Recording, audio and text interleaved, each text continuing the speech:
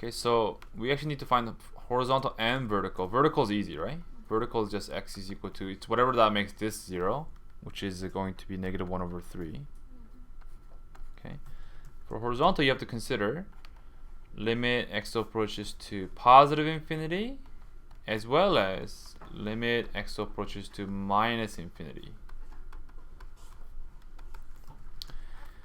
This here needs to be modified. Okay, so inside the root we can factor out x squared like this. So it's kind of a forced factoring, okay?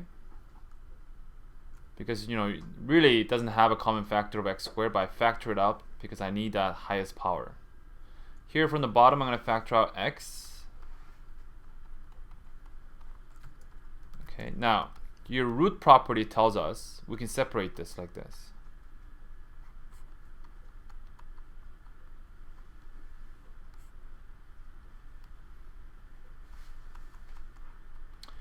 That becomes x, right? That becomes x. Would it be plus minus x? Okay, so Jenny is asking, can it be positive sometimes and negative sometimes? Think about it this way: if you square anything, square any number, what happens to the result? But doesn't that mean that it can be negative then? No, hold on. Don't try to remember what happened before. Rely on your logic. If you square any number, whether it's big positive, big negative, what happens to it? So this will always be this, right? If you square root a positive number, what do you get? It's a positive. Okay. This is going to be x. Okay. What you guys are thinking about is this. Like if you have y or x squared is equal to 4, then you know x can be plus minus 2, right? That's what you're thinking, but this is not an equation solving. We're already given that it's positive root of 4. We're looking at this, positive 2 squared. That's different from this, solve this equation statement. Okay? Alright, so we have this now. We can cross this out. So we have the function to be this expression.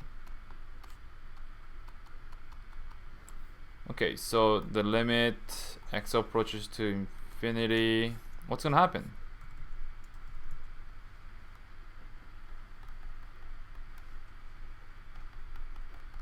As x approaches infinity, both that and that's going to approach 0. So it's root 2 over 3. Now, what happens if you approach x is approaching to minus infinity?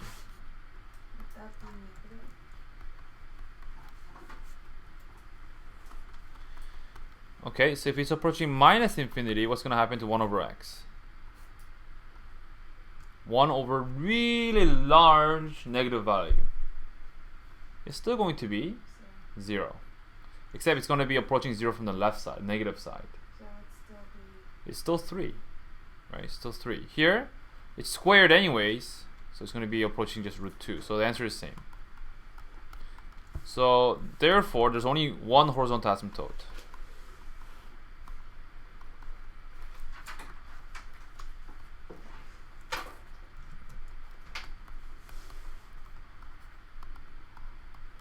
Is this. Okay, that's the horizontal asymptote.